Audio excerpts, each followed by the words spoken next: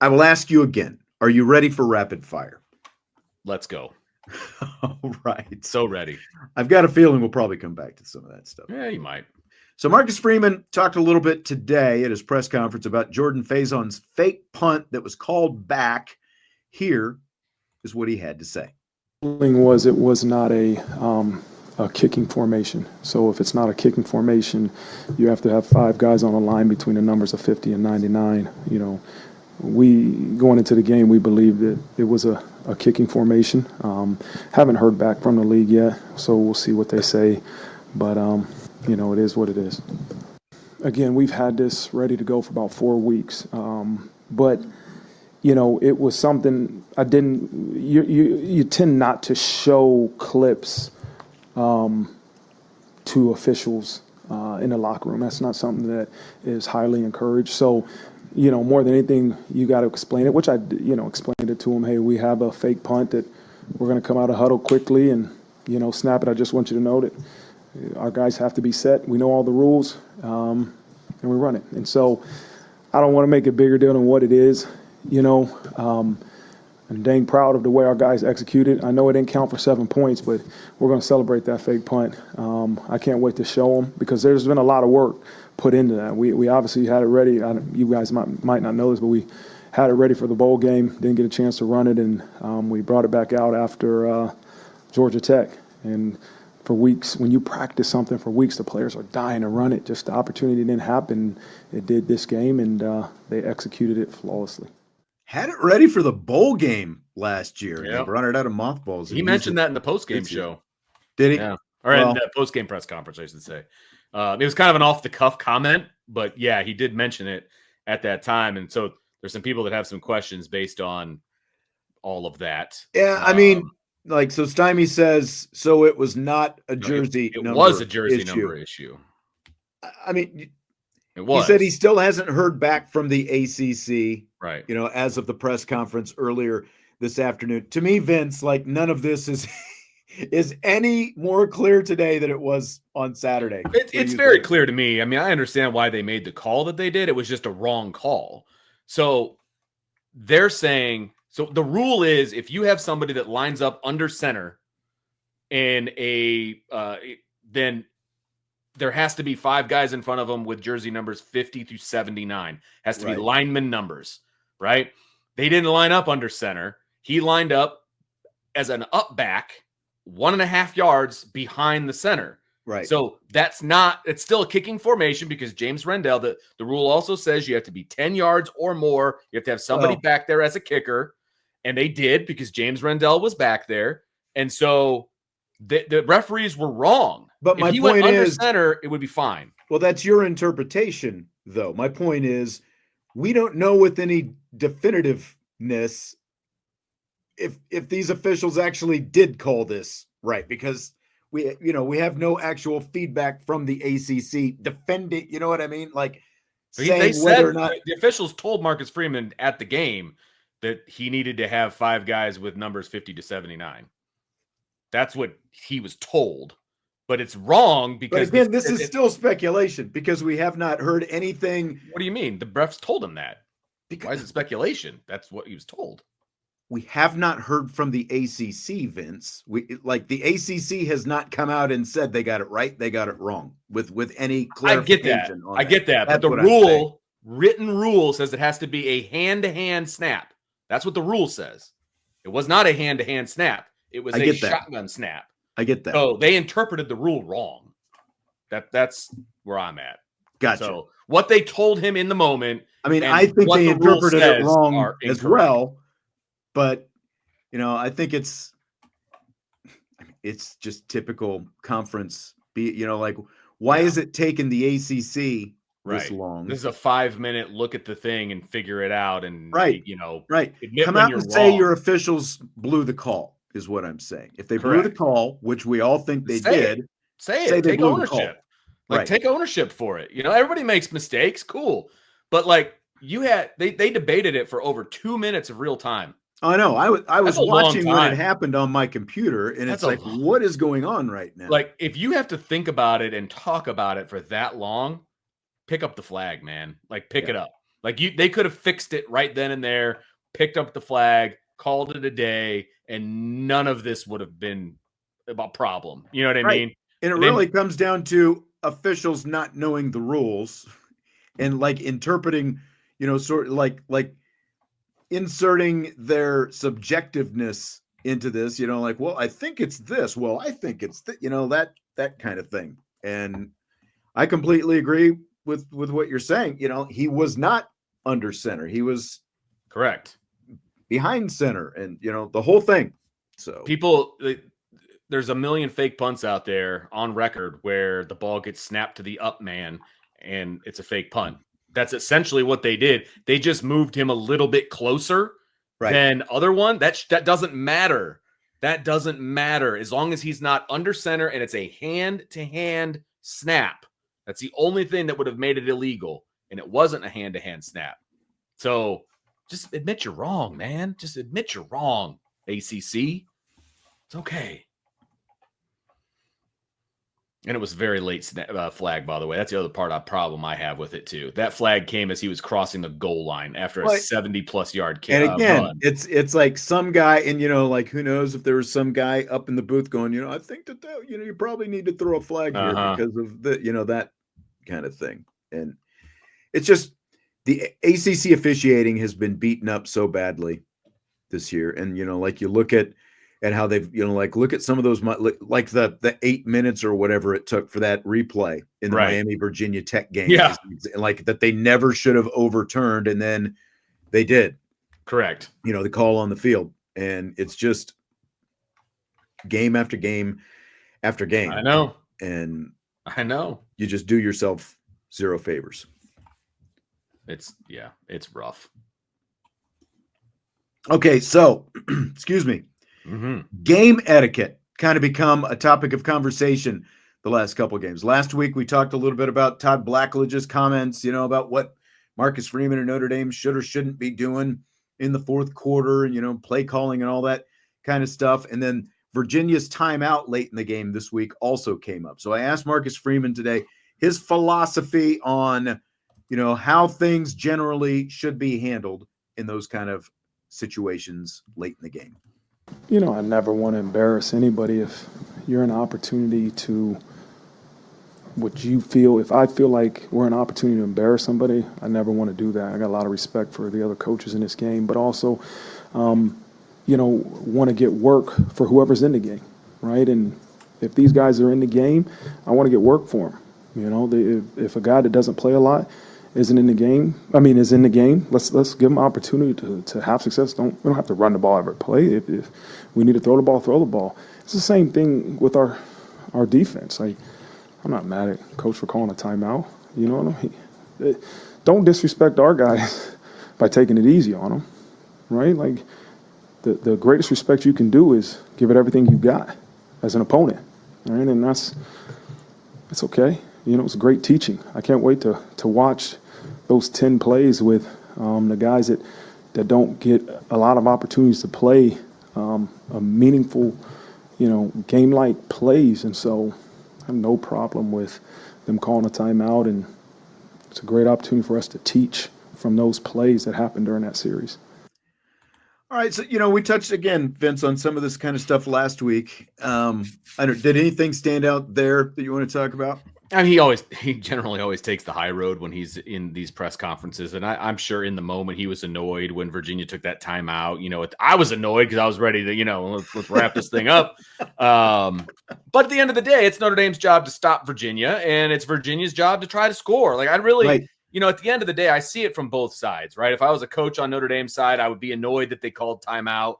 I would be annoyed that they kept their ones in when we've got our twos plus walk-on seniors out there. You know what I mean? But again, if I'm Virginia, it's like I'm trying to score. We got to get something out of this game. Like, let's get some positive feeling when we get back on that plane and head back to Virginia. You know what I mean? So, because you could have made the case that and they were talking about it during the broadcast. I don't know how much of it you saw, about, when it's 35-0, did Riley Leonard and some of those guys still need to be in the game at that point? And Sure. Again, it's like, you're going to coach your team. The other guy is going to coach his team. I know a lot of Notre Dame people were, kind of peeved about Virginia calling the timeout. But look, if you don't have a problem with Steve Angeli throwing a touchdown pass, Bingo. last week, then you can't have a problem with Virginia calling a timeout to try to score a touchdown late in the game. That's just the way it goes, like 100%. That's what it comes down to. Like I said, I was annoyed in the moment, but if I'm Virginia, I'm trying to score there. I am. I'm doing whatever I can to put the ball in the end zone because it was not a good day for my team. It was not a good day. And we need something that we can fall back on to show on film that we did some good stuff. And you know what? That was the culmination of an 80-yard drive for Virginia. When you're a coach of a losing team in that kind of a situation, hey, let's watch this 80-yard drive here that we finish off the game. Way to not quit, guys. Let's parlay that into a great week of practice and then going into next week, blah, blah, blah, blah, blah, like all the coach speak. But it's true. You need something positive to show these guys on film. You can show them all the negative stuff. That's fine. But there's positive stuff you need to show them too. Yeah. And, if you're Virginia, Tony Elliott, and you're down there in the red zone, or you just, and you've got timeouts in your pocket, are you just going to stop playing because, there's under a minute to go? Of course not. Like it's also a team that's trying to get bowl eligible for the first time. And I think it's 5 years, and they've got a couple of tough games still coming up. They've still got SMU and a rivalry game against Virginia Tech. Like they needed to, like getting in their mindset, why they call the timeout, all those things you're talking about, play to the finish. Yes. You needed to try to finish with some kind of positive spin when you've got a couple of tough games and you're trying to get to a bowl game. 100%. So, and like Andrew says, bettors were annoyed. Going back to that bad beat. I mean, that's what it came down to, right? Completely agree. I get it. Believe me, I get it. Yeah. And it gave Notre Dame's guys a chance to, try to make a goal line stand, and it looked like maybe they were going to stop them, but Virginia got just enough there. Yeah. So fill in the blank. This tweet from USA Today writer Dan Wolken is blank. Imagine telling everyone you don't think you can break the glass ceiling at Notre Dame because of recruiting, so you go to LSU and get worse. I saw that today. Oh, it's just great. I mean, there's really no better pastime than watching Notre Dame's former head coach suffer and not do well and all of those things. But it's even better when it's not just Notre Dame fans that kind of jump on that bandwagon. But like, did you see some of the shade that Florida was sending towards LSU and the videos that they made? Well, the won't back down stuff, because that whole, their thing is like between the third and fourth quarters, I think it is. The song that they sing play. The Tom Petty song. I know you don't know who sang it, but it's Tom Petty. Thank you. I Won't Back Down, which is, one of the best songs ever. Down. Yeah. And so Brian Kelly, they've got this video of him during the week. It's great. like, you better learn that song and what it means to them so you can, shove it back in their face and all that stuff. Well, I guess your boy's back down, BK. I mean, it's just fantastic, really, the trolling that these teams do. And you know what? There's no better punching bag than BK. So I'm all for it. I'm all for it. I mean, no one from a Notre Dame perspective, no fans are going to qualm when you've got a national guy subtweeting Brian Kelly or sub-Xing or whatever the hell you call it these days, subtweeting Brian Kelly. And I mean, it's great. He got his chef though, man. He got his chef. So he got guys that want more. I hope it's good gumbo. All of these different, whatever he was saying. The other what Joe Allen said had it as well. They had this one at the very end of the game before they put that montage together. They had a gif of him like slamming on the table and it said, "Don't break our table, please." Like it. I didn't see that one. Florida football was on point with their social media, man, on point. Andrew says it's disingenuous. He left with a 10-year guaranteed contract.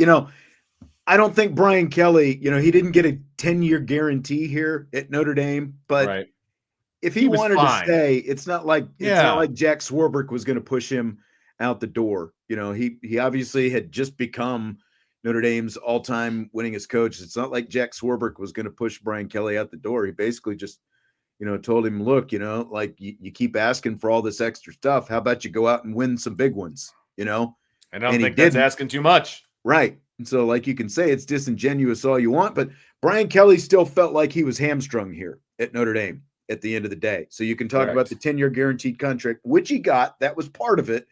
But he also went down there, yes, TD4ND, because he thought the recruiting was going to be easier. Yeah. Because he thought he was going to have all these facilities and all these different advantages down there. And that was going to put him over the top. And look, in his defense, as I said when he took it, if you're Brian Kelly and you see that Ed Orgeron and Les Miles have both won national championships at Notre Dame, and you very rightfully LSU. feel like you're a better X and O head coach and talent developer than either one of those guys, and you're getting this offer from LSU, why wouldn't you go down there? Yeah. I believe me, I totally get it. And I think that he thought it was going to be easier than it has been. You know what I mean? And I don't think he anticipated the portal and what it was going to do to him, and the fact that he is going to have to put some work in to actually recruit some kids and things like that. I don't think he anticipated it was going to be as hard as it is. No. So he obviously didn't. Yeah. Because, again, like, hey, he had confidence in himself, right? Sure. Like, and that's what you have to Brian have. Kelly's always had confidence in it, and it's like, right. No problem with the confidence, but there's obviously a lot more at play. And somebody that, this came up within the last couple of weeks. The whole game has drastically changed since this move with NIL and the transfer portal. That's completely changed things, and it's really changed things much more advantageously if you're here at Notre Dame than down there. Like, would Notre Dame be capitalizing and using the transfer portal the way they are under Brian Kelly if he were still here compared to with Marcus Freeman? Not completely sure about that. Yeah, good call. Good call. Fill in the blank. Indiana signing first-year head coach Curt Cignetti to an 8-year, $64 million contract extension is blank. Premature. That's the best word I can come up with. Look, I don't blame Curt Cignetti for signing it, because why would you not? And his quotes afterwards were fantastic. It's a superpower here and all these different things. And building the superpower. Yep. That's all well and good. And I hope for his sake that he's able to make that happen. But the schedule is going to get a lot harder next year. I don't even know what it is, but it's going to be harder than it was. Got to be harder at some point, right? You know what I mean? And I have yet to see the biggest thing for me is I think he had 31 transfers, and like most of those guys are starting right now. What's that look like when those guys all leave? Are you going to continue to just reload in the transfer portal? Are you going to recruit? You can't bring a bunch of guys with you from James Madison again. Exactly. Now, granted, the fact that he's winning with a lot of James Madison and some other group of four, group of five, guys in a Big Ten conference is impressive. But is that really something that you can keep repeating? And that's my biggest thing. We've seen teams have success for 1 year by overloading in the transfer portal and trying to do it that way. But is that a year-to-year strategy of success? That has yet to be proven. Now, look, I think Curt Cignetti is a good coach. I think he's a good program builder, all of those things. He wins. Just Google him, right? That's exactly right. Right. So I agree with all of that. I just think the chips may be stacked awfully high at IU still. And maybe it'll take some time, whatever. I highly doubt they're going to be 9-0 or 10-0 or whatever they are right now next year, because I think the schedule is going to be a heck of a lot harder, because that's usually how it works when you have an easy schedule and then you're really good and then they kind of load you up a little bit, So we'll see how it goes, but I think it was a little premature. I think it's very premature. Like that. 8-year extension, $8 million a year. Yeah. Like, what did I, when we were texting about this weekend, who are the first two names that I mentioned? Charlie Weiss, Mel Tucker. Like, Michigan State and Notre Dame both found out very soon, how that can come back to bite you in the butt when you shell out the big bucks and that kind of extension right away. I think it is like, if you're Indiana, I get it. Like, you're desperate for it. You've never had this Right. before. And there's obviously, like their basketball tradition has kind of gone away, and that's obviously what they hung their hats on for a long time. So they don't even have that right now. And now you're winning at this level in football. I get, wanting to be able to stay at the table, but it's a really big roll of the dice to make this kind of investment in a guy who hasn't even completed his first season yet. Right. So, I mean, are they going to build it through the recruiting trail? Are they going to build it through, the portal? Like what? I would love to sit down with him and find out what his plan is for long-term success. What does that look like? Because right now he hasn't been anywhere long-term. You know what I mean? He comes in super successful and then he bails, right? And now he's going to have to stick around and see this thing through. And I'm curious to see what that looks like. Right now, their recruiting class is 39th in the country. Now, he inherited a lot of that. Let's see what it looks like this time next year, right? And he's probably going to have to fill some holes in the transfer portal again. But those James Madison guys were all loyal to him. They knew his system. Like, they weren't learning everything new. If he goes to the transfer portal again, those guys are all going to be new to Curt Cignetti. They're going to be new to IU. Like, I just think there's going to be a different, learning curve, I guess is the best way to put it, if you're going to do the portal again. So, hey, let's see what he can do. Hey, big ups to Curt for signing that thing. Like, big ups to you, man. Like, you are seven generations of your family. I have no qualms about that. Next time he said he's 63. I mean, this is basically a retirement package for him at this point. Like, set himself up for, right off into the sunset. I mean, for Cignetti, it's a no-brainer as long as you didn't want to make that next step. Because that's obviously why Indiana went out and did this. He would have been a big fish this offseason. That would have been true. Like there was already, I'm not necessarily talking about from within Penn State, but I've heard, people talking about, we've talked about it. Would Penn State be better off making a move? And people were already connecting Cignetti's name to Penn State. Would that be kind of allow them to take that next step? But I mean, I don't know. I agree with what you're saying. Like, he came in and so much of what he did was reliant on the transfer portal, and you can do that. But is that sustainable if you're relying on that many transfers year in and year out? And especially when you can't bring a batch of guys with you the next time, you know, who've already, who know you, who know your system, or bought into the whole thing. Like, that helps change your culture right away when you're bringing that many guys. Because you're bringing the culture you've already built. Like, you've already built that up. You're bringing it in, and then everybody else has to kind of adapt to that because you've got guys that already know the way you do things and all of that. So, but good point by Andrew though too. Like this TV contract, all these Big Ten schools getting this big money that helps them, being able to make that move. But what happens in 4 years if they're a 500 team again, and you're wishing that then you've got to eat some of that money on the backside. Again, I want to see what the schedule looks like next year for IU and how they handle it. It's gonna be tough. I just have a feeling you're gonna see some bigger names on that schedule coming through Bloomington. Well, I think they've got at least, just like everybody else, like when they announced, the expansion of the Big Ten. Did they do multiple years? Yeah, they did multiple years. So, I mean, it's already set. So, but I have no idea what next year's. I've got it right here, buddy. My head, but got it. So you've got Old Dominion, you got Kennesaw State, you got Indiana State, then you got Illinois, Michigan State, UCLA, Wisconsin, Iowa, Maryland, Oregon, Penn State, and Purdue. So really not a murderer's row. No, but you got Penn State and Oregon. That's one more good team.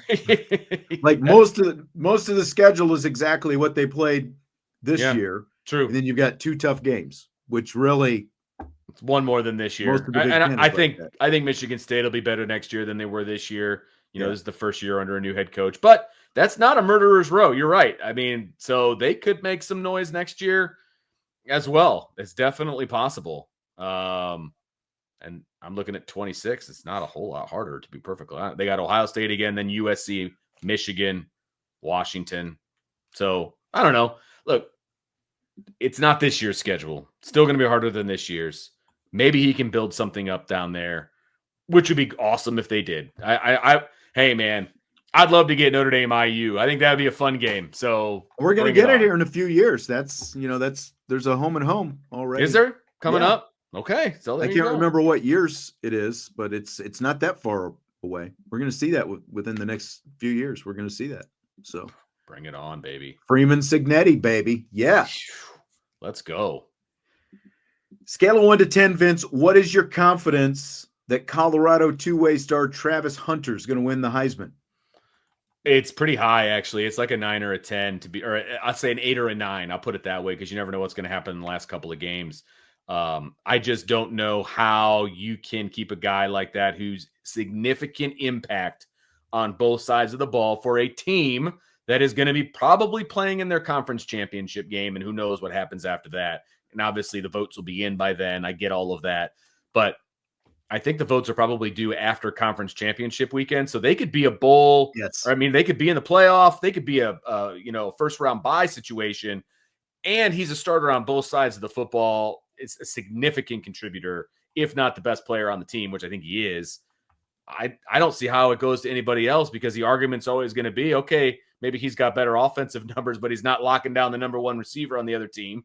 You know what I mean? And then vice versa. Well, maybe he's not the best corner in the game, but he's also not the most dynamic wide receiver on his team either. So it's like you have an argument for Travis Hunter all day long, and I don't see how you don't give it to him. To me, it's a 10.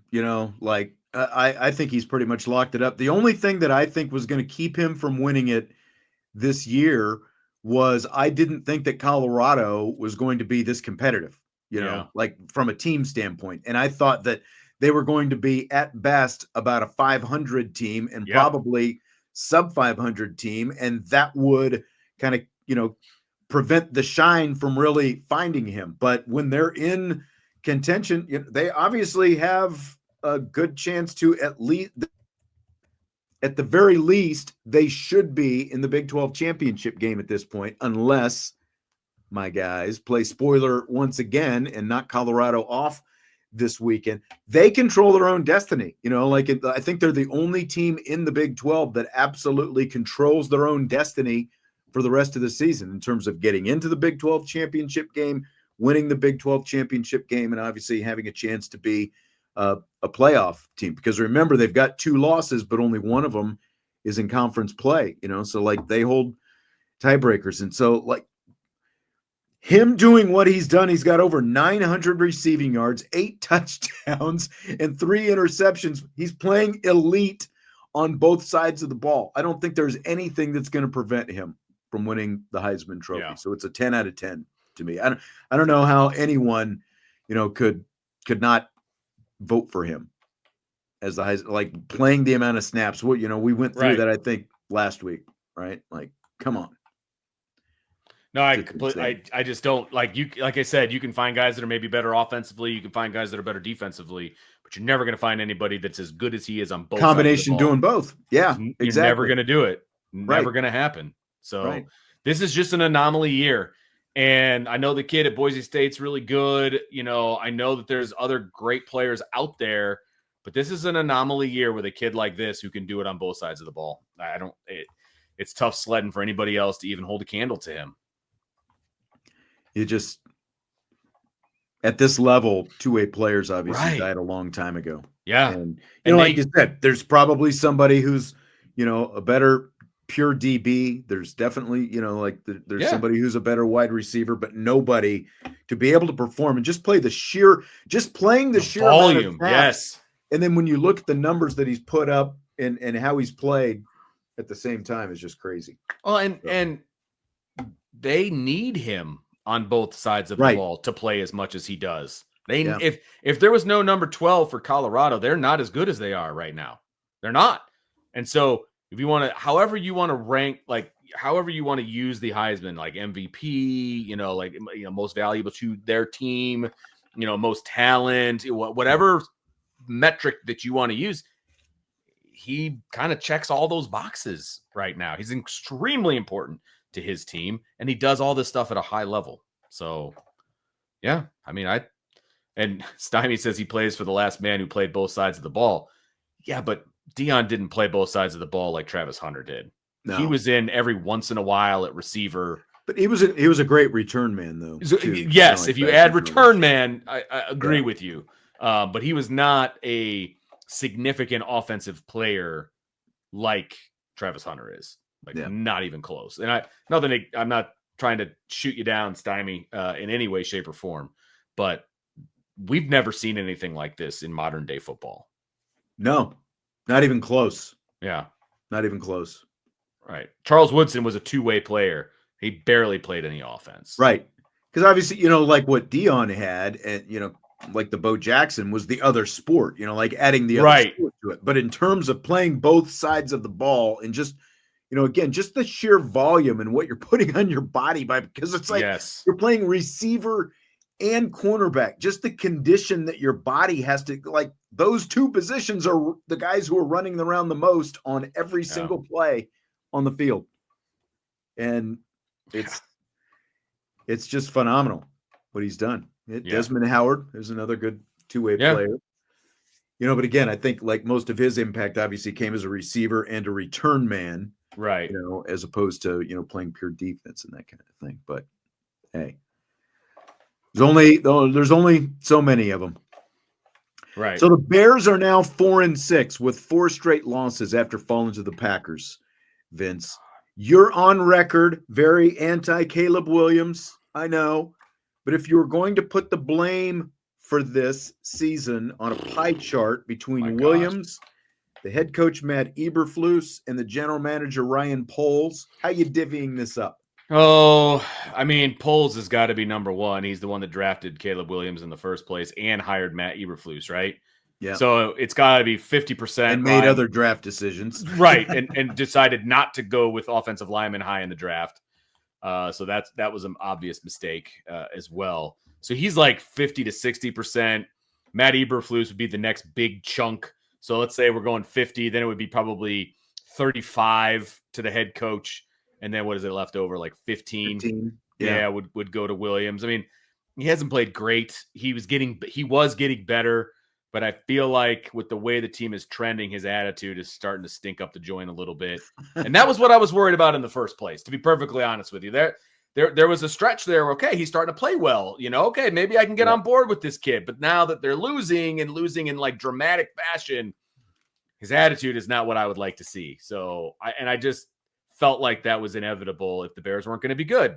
And the odds are they're not going to be very good. And so that's my issue. I'm not going to belabor the point on Caleb Williams. There's blame to go around. But of those three, he deserves the least amount of it. Yeah, I think the bulk of it goes to Ryan Poles and the continued support Ryan Poles, like has shown for Matt Eberflus. And I get that in the middle of the season, you're either going to fire the guy or you're going to keep him around. If you're going to keep him around, you're obviously not going to badmouth him, as the general manager. But when you're drafting the franchise quarterback, like you have to have a feel right away. Like, is this the head coach who is going to bring this guy along, that is going to turn this guy into what we think that he is going to be. And like, I just keep going back to the fact that they interviewed Cliff Kingsbury, and Cliff Kingsbury apparently was, wanted he coached Caleb Williams at USC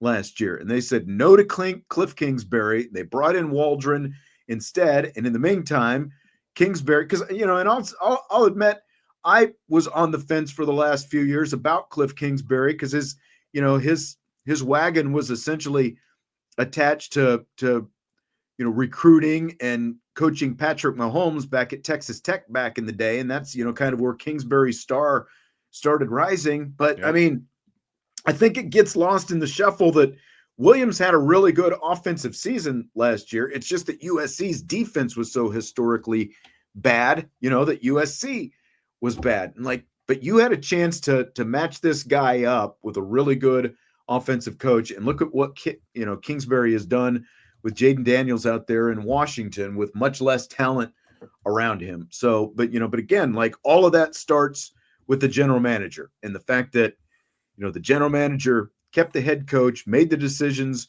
on, who was or wasn't going to, and obviously made the draft decisions as well. So I put the bulk of it on him. I'm going to be really curious to see, is Eberflus really a dead man walking, or does Ryan Poles really still have that much confidence in this guy? Like every time Eberflus turns around, it's like something else is going wrong, it seems like.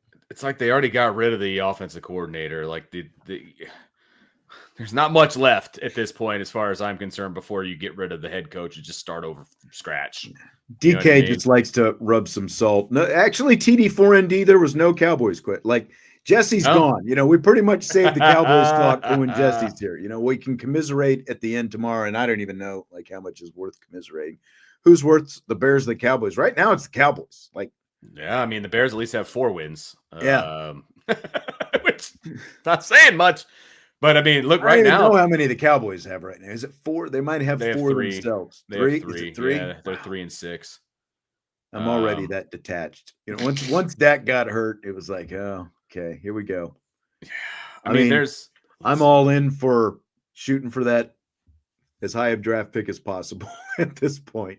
So there are 11 teams in the NFL right now. I'm sorry. Whoops. I forgot one. 11, 12, 13, 14 teams in the NFL that have 4 or fewer wins.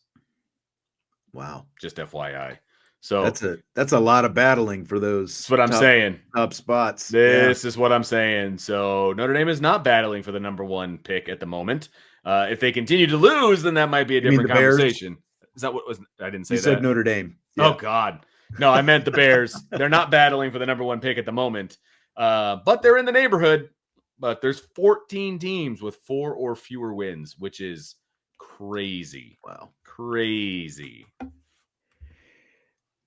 Did you try to stay up? Did you stay up Friday night to watch Tyson Paul on Netflix? I tried. You and I have talked about this as far as like being old and like the whole week getting affected by like staying up late on one night. Uh-huh. That is what happened. Like I totally zonked. I totally fell asleep. And it turns out that fight didn't even end until like 1 or 2 in the morning. Yeah, it didn't start until after midnight because, you told me, well, text you when the fight was going to start. I thought it was going to start between 9:30 and that undercard lasted forever. Like literally the fight, not the 2 women who fought right before Tyson Paul, but the fight before that just seemed to last forever. Every time, like I would watch something else, I would come back and that fight, it's like it's still the freaking 6th round. What is going on in this thing? And then the whole, I heard it was a huge problem with the Netflix and because apparently according to Netflix more than 60 million people were trying to watch, and that was the thing.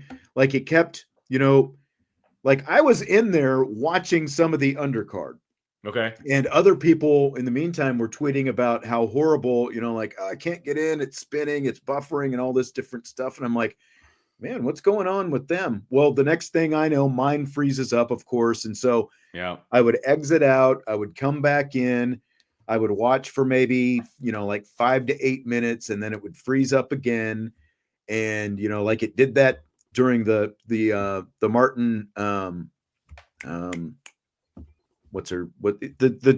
2 women who were fighting, which is actually a great fight, by the way.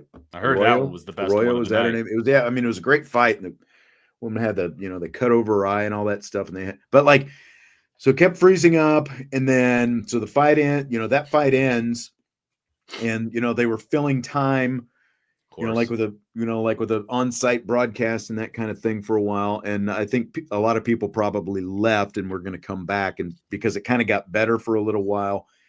And then literally, as soon as the Tyson Paul fight starts, it freezes up again. Of course. And so I exit out, I come back in, it's already in the 2nd round, after going through this, and I'm like, I'm done. I'm going to bed. Good for you for making it that far, dude. It's 12:30 at this point. I know. It's like, I'm like, there's like a point of no return where I felt like I had to keep going. And then, so I'll just get up and watch it, the next morning. So I ended up watching it Saturday morning. Okay. But so did you watch any of the broadcast at all? I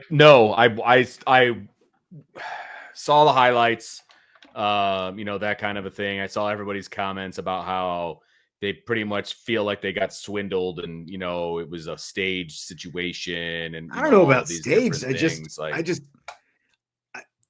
Tyson just looked like he, Did he look like he was 58 years old? yeah, I that's the nicest way to put it. And, like Jake Paul was saying, well, I didn't want to hurt him and that kind of stuff. I didn't feel like that. I feel like Jake Paul watching him, obviously he's become a boxer, like he didn't Sure. grow up to be a boxer, basically, like Tyson was. I felt, like when you look at the way kind of Paul sort of awkwardly lunges sometimes with some of his, punches, he gets out on his front foot and some of those kind of things, it's like he's not a, I know he gets paid to fight and all that kind of stuff, but he's not a real boxer, he's not a professional honestly. fighter. And I felt like, like with the reach that he has, I didn't think that he wanted to get too close to Tyson because, I don't think he wanted to risk, getting that uppercut from If Tyson. you're still in a phone booth with Tyson, he's still going to wreck you. Yeah. That's exactly it. So, it was less than exciting. Unfortunately, Tyson looked like he lacked some energy. It was a really interesting broadcast crew. I don't know, like Rosie Perez was part of this broadcast crew. Seriously? Yeah, Roy Jones Jr. And then, like Tyson kept like biting his glove, and the play-by-play guy, Mauro Ranallo, who I'd never heard of before, apparently he's done some pro wrestling and some MMA and stuff like that. He was really kind of over the top with some of his stuff, but they're basically started arguing because, Roy Jones was trying to tell him, that, well, I think he's adjusting his mouthpiece, and the play-by-play guy was like, no, I'm telling you, he's got a history of biting his glove. Go look at his, they kept arguing about this basically. And it was just a very awkward broadcast, I thought. But, like the buffering thing was like total egg on Netflix's face, like to put on this kind of show and really want to, like the first really big streaming thing that you've done. Like they don't do live. That's not really Christmas their thing. games. Christmas games are coming up. 2 Christmas Day games on Netflix. They got to get it figured out. The basketball, like NBA. NBA? No, NFL. There's 2 NFL games this year. Ooh, on yeah, Netflix. They better get it figured out. Yeah, and the Chiefs are one of them. So, yeah, they better get that figured out. Yeah, they got a lot to like. My Amazon doesn't freeze up like that when I'm watching Thursday night games. Never has, yeah. Peacock didn't freeze up last year when they were showing a play. Yeah, for all the Peacock problems everybody has. Yeah. I've never had issues with Peacock, so yeah, Netflix needs to get their what together. Yep. So, it was kind of disappointing. I think sounds like a lot of people were disappointed. Pull him for the old guy. Yeah, I was too. He said hat tip to Jake Paul and MVP Promotions for pulling off an Ocean's level heist before our eyes. Hey, look, Mike Tyson still made $20 million. My wife was like, well, the most important thing is nobody got hurt. And I'm like, is that really the most important thing? No, the most important thing is they're getting money. They knew what they signed up for. I was here to see some blood, man. Yeah. And like I said, not necessarily blood, but the 2 women, that was the fight of the night. That was a really good fight. Actually, it was entertaining, but not so much with Paul and Tyson. Yeah. All right. Well, that's going to do it for tonight. We will wrap it up with that. You want to wave the wheat? We wave one more the time. I gotta go the way you're going. Opposite. There we go. There we go. Well, the kind of the thing is, like when they wave the wheat, like they don't want to be in unison, because it kind of looks to be like, all right, like the wheat field waving, So I can't even go off of you. I can't figure it out. Yeah, that's right. Kansas over BYU, for anyone wondering. That's why we're waving the wheat. And I wore the Jayhawk shirt, just in honor of that tonight. All right, well, that's going to do it for tonight. Appreciate you being here. As always, even the trolls who showed up to heckle us, I know, earlier in the show. But we will be back tomorrow, of course, and we'll take a look at Army. I think Jesse's going to drag the whiteboard in here, and we will do that and much, much more on tomorrow's show. Hit that like button before you leave. We'll talk to you later. IB Nation Sports Talk.